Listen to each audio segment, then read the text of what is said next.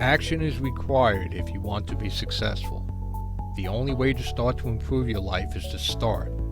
Once you're sure you're on the right road, there is no need to plan your journey too far ahead. Don't burden yourself with doubts and fears as to the obstacles that may bar your progress. You can only take one step at a time.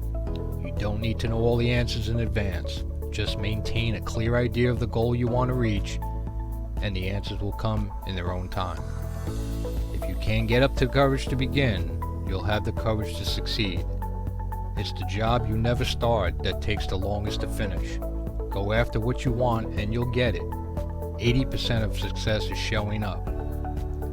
Warmest regards, your fellow legacy leaver, Robert Tantullo. Please like, subscribe, and share this video with the ones you love by clicking the like and subscribe buttons above. Thank you, and have a blessed day.